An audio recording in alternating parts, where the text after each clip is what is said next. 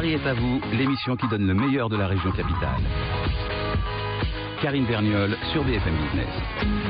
Rendez-vous business, spectacle, expo, resto, tout ce qui fait vibrer la capitale est dans Paris est à vous. Et ce qui anime le monde de la culture, notamment, ce sont les derniers chiffres du mécénat. Selon le baromètre de l'Amicale, pour la première fois, il y a moins d'entreprises donatrices et les dons sont en baisse. Alors pour quelles raisons? Comment y remédier? Les formes de mécénat d'entreprise sont-elles en train de changer?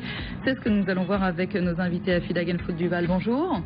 Vous êtes la directrice du mécénat et du sponsoring à la Société Générale. François Debiès, bonjour. Bonjour. Pardon, vous êtes notamment le vice-président de l'Amicale, c'est l'association reconnue d'utilité publique qui développe en France la pratique du mécénat depuis 1979. 190 adhérents aujourd'hui. Pour compléter, vous êtes également président de la fondation de l'Orangerie. Hugues Rançon, bonjour. Bonjour. Vous êtes le délégué général de la fondation EDF. Hassan Medjdoub Menour, bonjour. Bonjour. Vous êtes le fondateur et dirigeant de Coton Douce. C'est une marque de chemises pour hommes, femmes et enfants lancée en 1994. Vous employez 25 personnes avec 4 millions d'euros de chiffre d'affaires. Donc on est dans le cadre de la PME avec vous. Alors je donnais les chiffres à l'instant, François Debiès. Le mécénat d'entreprise en France en 2014, c'est 159 000 entreprises pour les entreprises de moins d'un salarié. C'est donc 12% des entreprises. Vous vous dites c'est la première fois qu'on a un chiffre aussi bas? C'est la première fois effectivement qu'on va être amené à lancer un véritable signal d'alerte sur l'évolution du mécénat. Jusqu'à maintenant, on avait eu à se confronter à une baisse des volumes des sommes engagées par les mécènes. Mais le point de résistance, c'était le nombre d'entreprises mécènes. Et cette année, pour la première fois, on a à la fois une baisse en volume, qui est limitée, mais qui malgré tout une baisse, de 1,9 milliard à 1,8 milliard, mais on a surtout une baisse considérable du nombre d'entreprises mécènes. Et si on regarde simplement la comparaison de notre dernière étude par rapport à celle de cette année, puisque cette année on a rajouté les TPE, donc les entreprises de moins de 20 salariés. Tous les 2 ans, votre tous les 2 ans. Si on regarde simplement, si on fait la comparaison avec il y a 2 ans, donc sur les entreprises de plus de 20 salariés, eh bien c'est une baisse de plus de 30% sur le nombre d'entreprises mécènes, donc c'est un chiffre considérable. Mais alors comment vous expliquez que le don, la globalité du don reste à peu près le même? C'est que des entreprises s'engagent davantage. Alors là, il y a si on regarde les choses à l'envers, il y a une réponse très simple, c'est la typologie des entreprises mécènes. Les grandes entreprises et les ETI restent stables, voire pour certaines d'entre elles ont un peu augmenté depuis la dernière étude. Les PME sont en forte baisse et on peut supposer que les TPE sont en forte baisse également. Alors, donc le point de résistance, c'est les grandes entreprises. Alors on va peut-être tout de suite se tourner justement vers les entreprises. Effectivement, on s'est dit, là on se dit aujourd'hui, et vous nous dites aujourd'hui, ça y est, la crise a touché le mécénat, ce qu'on vous disait depuis maintenant, depuis le temps qu'on en parle à un moment donné. Il n'y a pas que la crise. Non, il n'y a pas que la crise, mais vous dites, ça y est, en tout cas le mécénat est touché. À Fidagen Food Duval, à la Société Générale, est-ce que vous avez réduit les budgets? Vous avez 2 choses, à la Société Générale, il y a la fondation et puis il y a l'aspect culturel, donc 2 millions et 2 millions d'euros. Est-ce que vous avez touché au budget récemment? Non, on n'a pas bougé le budget, je veux dire c'est un budget qui est aujourd'hui constant, enfin on a cette chance-là, mais aujourd'hui il est clair qu'on a dû développer aussi une nouvelle forme de mécénat. C'est-à-dire qu'aujourd'hui, se dire que c'est simplement subvenir et donner une subvention à une association ou alors un orchestre ou une formation, c'est peut-être plus suffisant. Et c'est vrai que depuis 3 ans, on a développé un mécénat de compétences et puis aussi on a placé le collaborateur au centre du mécénat par rapport à la musique ou à l'art contemporain. C'est vrai qu'on avait l'habitude d'avoir un mécénat très tourné vers l'extérieur pour porter l'image d'une entreprise. Aujourd'hui, se dire que c'est suffisant, non. On est obligé, ou en tout cas, le fait de recevoir beaucoup de dossiers et de demandes de subventions nous amène aussi à repenser les formes de mécénat par rapport à Société Générale. C'est-à-dire qu'il n'est plus seulement question d'argent? Il n'est plus question, oui. Oui, ça ne peut pas être simplement le moteur de se dire je viens voir une banque pour avoir une subvention. Il faut aller au-delà de ça. Et c'est vrai qu'aujourd'hui, on a vraiment développé des nouveaux modèles de mécénat où le collaborateur a un rôle à jouer puisqu'il y a 150 000 collaborateurs dans le groupe. Et on peut se dire que potentiellement, c'est un public que l'on doit motiver, avec qui on doit créer des relations qu'on doit impliquer beaucoup plus. Et alors, Hugues Rançon, à la Fondation EDF, est-ce que vous avez un petit peu fait la même démarche? Est-ce qu'il y a des il y a eu des changements dans le budget? Il n'y a eu évidemment aucun changement dans le budget puisque la dotation est pour 4 ans et qu'elle est 40 millions d'euros pour 4 ans concernant la Fondation EDF. 2015, c'est ça? Tout à fait. En revanche, la Fondation EDF a recentré son action et son message autour des questions de solidarité. Pourquoi? Parce que c'est un souhait de la gouvernance évidemment, c'est un souhait qui est exprimé aussi par le corps social de l'entreprise et il est évident qu'il faut trouver les synergies avec les salariés pour justement ne pas faire uniquement un don financier mais essayer de créer de l'implication des collaborateurs et mobiliser les salariés de l'entreprise autour des projets que la Fondation EDF soutient. Et puis, il va de soi que le contexte socio-économique joue aussi considérablement et quand on est EDF, Fondation EDF, on doit pouvoir agir dans la société pour faire bouger des lignes au service de valeurs qui nous sont chères, d'intérêt général, de services publics, de maillage territorial aussi. Donc, évidemment, EDF poursuit son action de mécénat, que la Fondation poursuit les projets qu'elle entend soutenir avec une réorientation dans sa stratégie pour à la fois faire de la solidarité la priorité et puis pour impliquer toujours davantage les collaborateurs de l'entreprise dans les actions que nous soutenons. C'est une dimension qui est essentielle parce que Fondation ou même le mécénat, c'est un acte libre et volontaire. Aucune entreprise n'est obligée à le faire. Et donc, il faut savoir pourquoi est-ce qu'on le fait. L'enjeu de la défiscalisation, oui, mais dans les montants qu'on évoque, on n'est pas forcément sur le premier enjeu. La Fondation EDF, ce n'est pas un outil de communication, ce n'est pas un outil de lobbying, c'est essentiellement un outil de mobilisation interne, de fierté d'appartenance pour pouvoir faire vivre la volonté des salariés de l'entreprise de s'engager dans le monde associatif. Et alors, chez vous, Hassan Medjoumenour, chez Cotondou, pourquoi vous vous êtes engagé justement dans le mécénat avec votre petite entreprise, mais tout est relatif. Hein. En tout cas, vous êtes mécène au Louvre en ce moment d'un projet, mais c'est pas la première fois puisque depuis le 2 avril, sous la pyramide du musée, il y a l'œuvre de Claude Lévesque, mais c'est pas la première fois que vous vous engagez. Pourquoi à un moment donné vous vous êtes dit, nous aussi on va être mécène? Alors du coup, nous on l'a fait depuis le début, on fait les choses un peu à contre-courant. Il n'y a pas vraiment de stratégie, c'est surtout des artistes qui nous plaisent, des projets qu'on trouve formidables, des endroits qui sont magiques comme le Louvre, et on s'inscrit immédiatement quand évidemment les budgets restent des budgets qu'on peut maîtriser, on s'inscrit comme mécène. On l'a fait au 104 avec Jeunes Créations, c'est une manifestation magnifique où on trouve des choses qui sont tout à fait dans notre direction artistique, où on trouve un esthétisme qui correspond à nos collections. Et du coup, il n'y a pas vraiment de stratégie comme des établissements bancaires ou peut-être d'autres fondations. Nous, c'est surtout l'ADN de la marque, c'est la logique dans laquelle on s'inscrit. Mais à quel moment, quand on est une PME, on se dit, je vais une partie de mon argent, je vais faire du mécénat, parce que c'est pas forcément ensemble, il faut une certaine maturité d'entreprise, j'imagine. J'ai envie de vous répondre au début. Dès le départ? Dès le départ, c'est plus facile quand il y a une sensibilité, quand il y a une vraie logique de départ, d'arriver à quelque chose de concret et qui finalement reste complètement légitime. Moi, dès le début, l'art contemporain, c'était vraiment l'environnement dans lequel... Dans la famille, vous y connaissez un petit peu. Entre autres. Donc du coup, voilà la raison pour laquelle moi c'est très naturel et il n'y a pas finalement de... Et du coup, le budget n'a pas bougé. C'est quel pourcentage peut-être de votre chiffre? Pas que ça, on le fait au coup par coup. L'idée, c'est surtout de faire rayonner les artistes, de les accompagner, de faire en sorte que ces projets fonctionnent. Les budgets, on en parle avec le Louvre, on en parle. C'est comme on peut et quand on peut. C'est un petit peu ça. C'est plus affinité. Affinité. François Deviès, on voit effectivement la difficulté. Est-ce que vous soulevez justement, parce que vous intégrez aussi les entreprises de plus d'un salarié dans votre baromètre. On ne parle pas du même mécénat quand on est à la Société Générale, quand on est à la Fondation EDF, quand on est dans une PME, quand on est dans une ETI finalement. Alors on ne parle pas du même mécénat en termes de volume et de capacité d'impact, mais fondamentalement c'est la même approche, c'est la même chose. Et je trouve ça formidable d'entendre ce que je viens d'entendre de la part d'un patron d'entreprise de dimension encore modeste, dire que le mécénat c'est dès le premier jour. Parce que je pense effectivement le mécénat c'est une façon pour l'entreprise de vivre sa vie d'entreprise.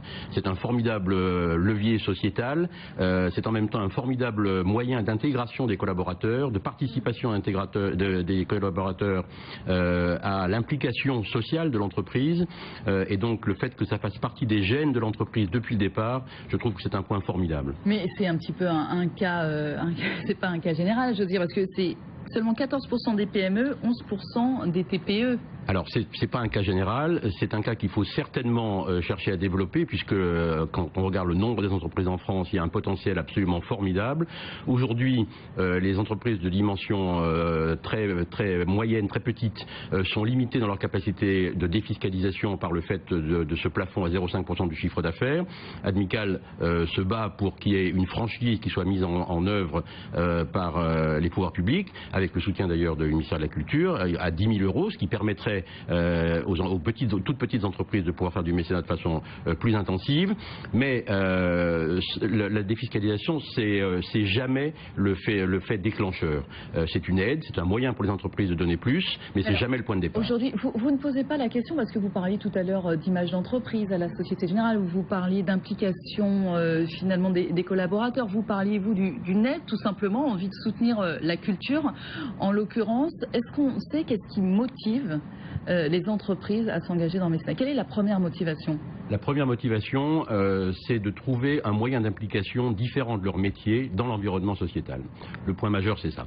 D'accord. Alors, Hassan Mejdoum-Menour, quand on parle de... Je voudrais revenir sur le point de la défiscalisation. Vous faites jouer cette possibilité de défiscalisation? Oui, bien sûr, c'est la cerise sur le gâteau, mais j'adore ce que j'entends. Effectivement, l'idée d'impliquer les collaborateurs sur des projets comme cela, c'est une source de motivation extraordinaire. Lorsque, évidemment, on est dans un secteur qui nécessite et qui exige les résultats, apporter une logique également de communication de manière aussi subtile que le mécénat, ça donne à tous les collaborateurs envie d'y aller, de apporter leur savoir-faire à tous les niveaux. Donc du coup, effectivement, il y a des aspects fiscaux qui ne sont pas négligeables et qui sont extraordinaires. Mais le plus important, c'est surtout faire en sorte de fédérer autour d'un projet, fédérer autour d'une stratégie. Et cette stratégie est pour nous tout à fait en harmonie avec la logique d'entreprise. La défiscalisation est importante, mais je ne vous cache pas que c'est dans un deuxième temps. C'est ça, la cerise sur le gâteau, comme vous avez dit, Hugues-Rançon. Je crois que ce qui est déterminant, c'est la volonté de la gouvernance, c'est la volonté politique des dirigeants d'entreprises, quelle que soit leur taille, d'aller consacrer du temps, de l'énergie et de l'argent à des projets d'intérêt général, et de bien comprendre qu'en réalité, l'intérêt général n'est pas de la seule responsabilité des pouvoirs publics et que ça nécessite une mobilisation de tous les acteurs, le tissu associatif bien sûr, des institutions, des pouvoirs publics. Je me fais exprès l'avocat du diable, je m'adresse plutôt à tous les deux. Est-ce qu'il n'y a pas une idée du politiquement correct aussi aujourd'hui? Moi, je ne crois pas que ce soit du politiquement correct. En tout cas, si le fait de défendre la solidarité ou de s'impliquer dans la lutte contre la précarité et l'exclusion avec le SAMU social ou de traiter des problématiques de jeunesse et de miser sur les questions de jeunesse parce qu'on sait que c'est la France de demain, ça pourra être du politiquement correct, mais ce sera toujours d'intérêt général et on considérera que nous, Fondation EDF, on a une responsabilité à soutenir des acteurs qui sont en demande et qui ont un besoin de financement. Et c'est ça qui est déterminant. De quelle manière ils peuvent s'impliquer, les collaborateurs? Alors nous, on a des dispositifs qu'on a mis en place il y a quelques mois. Chaque projet soutenu par la Fondation EDF est accompagné par un salarié parrain. C'est-à-dire qu'il y aura le parrain, le salarié, qui sera le trait d'union entre la Fondation, l'entreprise et le porteur de projet ou l'institution. On développe également des stratégies et des politiques de mécénat de compétences, notamment dans l'intervention humanitaire à l'étranger pour l'électrification, l'accès à l'électricité de populations qui n'ont pas accès à l'électricité. D'ailleurs, plus que l'accès à l'électricité, c'est l'accès à certains biens essentiels que sont la santé, l'éducation, la sécurité aussi, en apportant une compétence technique de l'entreprise sur ces territoires où il n'y a pas d'électricité, où il n'y a pas d'opérateur pour apporter l'électricité à un dispensaire, à une école ou à une favela. Alors ça c'est très important, j'aimerais m'arrêter aussi avec vous, Afida Ghanfoudouber. Vous l'aviez dit tout à l'heure, il y a des nouvelles formes de mécénat, pas seulement l'argent, et ce mécénat de compétences, vous en parliez aussi à l'instant tout à l'heure. Quelles autres formes peuvent prendre le mécénat aujourd'hui? Aujourd'hui, par exemple pour la solidarité, il y a une démarche qui a été lancée, le Pro Bono Lab, qui a été lancé il y a 2 ans. Et aujourd'hui, c'est comment des associations se posent des questions, comment vivre le digital aujourd'hui ou comment faire évoluer mon site internet, qui peut être important pour une association au moment où elle cherche à lever des financements, et de se dire comment des collaborateurs de Société Générale peuvent venir en aide pendant une journée, que ce soit en France ou à l'étranger. Aujourd'hui, il y a à peu près une trentaine de journées qui ont été dédiées à des expérimentations ou en tout cas à des projets de soutien de fondation. Et puis après, un autre projet aussi que je trouve emblématique, c'est de se dire aujourd'hui, nous on soutient un orchestre qui s'appelle Les Siècles et ils arrivent, enfin dans 2 ans, puisqu'aujourd'hui on soutient nous 5 ans à chaque fois, chaque subvention a une durée. On n'est pas là pour se dire que demain. Oui, on sent que dans tous les cas c'est du long terme à chaque fois, c'est pas du one shot. Non, c'est plutôt 5 ans, mais 5 ans dans le monde de la musique, ça peut paraître court quelquefois. Et de se dire comment avec Les Siècles on a mis en place un programme. Alors vous pouvez l'appeler mécénat, partenariat, sponsoring, je sais pas, mais en tout cas c'est un programme qui aujourd'hui nous permet de créer un projet ensemble avec les collaborateurs, avec au bout 3 concerts que l'on va donner cette année. Moi, je reviens juste tout à l'heure ce que vous disiez, le mécénat au début, quand on est une entreprise, on l'inscrit dès le départ dans une projet volontaire. Je pense que dans l'entreprise, que ce soit Société Générale ou une PME, au démarrage c'était l'histoire d'un homme. Que ce soit l'art contemporain pour Société Générale, c'est un homme qui un jour décide de créer et de mettre en place une collection. La musique classique, c'est pareil, c'est à un moment donné plusieurs petites initiatives, mais d'un homme ou de plusieurs personnes qui à un moment donné se cristallisent et créent une fondation. Pareil pour la solidarité. Je ne crois pas que ce soit aujourd'hui une entreprise arrive et se dise tiens, j'ai envie d'aller vers le mécénat ou j'ai envie d'aller vers le sponsor. C'est ça peut-être qui est compliqué, François. Je pense que c'est simplement de se dire, je pense que monsieur avait envie d'y aller. Une démarche après de se dire que c'est du mécénat, qu'il y ait de la fiscalité. Enfin, je crois qu'après le projet naît naturellement et s'installe naturellement. Mais c'est peut-être ça qui est compliqué, François Debiès. Quand on n'a pas cette idée-là, quand on n'a pas cette affinité-là avec les choses sociales, avec la solidarité, avec l'art, il se peut que des personnes n'aient pas ces affinités-là, de le pousser vers le mécénat. C'est peut-être ça radical justement, parce qu'on se rend compte que le potentiel en termes de nombre d'entreprises qui peuvent devenir mécènes est absolument considérable. Les enjeux sociétaux sont absolument majeurs. Ce qui manque, c'est l'information, c'est la capacité à se dire je peux le faire. Et ça, je pense que c'est un des devoirs d'Admical qui va aller de plus en plus maintenant vers les régions et vers les entreprises de dimension petite et moyenne, parce que c'est là que sont les enjeux fondamentaux. Les grandes entreprises, et on vient de l'entendre encore, elles font ce qu'elles ont à faire et elles le font bien. Ces grandes fondations sont installées et font des choses qui sont vraiment super. Des expériences comme celles que vous venez de décrire, elles sont aussi, je pense, de magnifiques exemples. Il faut qu'on raconte ces jolies histoires. Le mécénat, c'est des jolies histoires, et le rôle d'Admical, eh bien, c'est de promouvoir ces jolies histoires, de les mettre en avant et de dire à ce tissu de PME, demain, vous pouvez tous être mécènes. Mais justement, est-ce que c'est simple quand vous dites demain, vous pouvez tous être mécènes? Je me tourne peut-être vers vous, Hassan Medjoum-Menour. Est-ce que c'est simple de dire bon voilà, moi j'ai vu quelque chose qui me plaît, j'aimerais le soutenir? Est-ce que c'est simple? Est-ce qu'on va voir la personne? Est-ce qu'il y a de la paperasserie? C'est souvent ce qu'on reproche parfois à certains engagements dans les entreprises. Ou est-ce que c'est finalement très simple? Admical peut aussi aider à ça. Ah bah voilà, donc on se tourne éventuellement vers Admical. On a la main tendue d'Admical qui se propose d'être le support pour pouvoir accompagner les jeunes entreprises. Il y a également des jeunes commissaires d'expo qui demandent que ça, qui ont des choses magnifiques à présenter et qui attendent que certaines sociétés les accompagnent.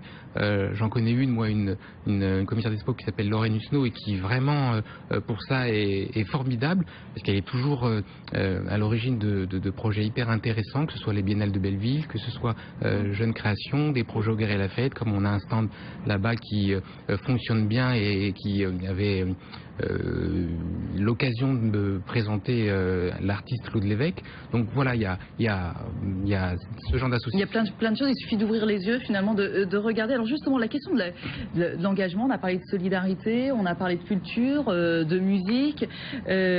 Pourtant, la culture, c'est celle qui souffre le plus de la baisse dont vous nous parliez tout à l'heure, François Debiès. Aujourd'hui, le mécénat, il va où?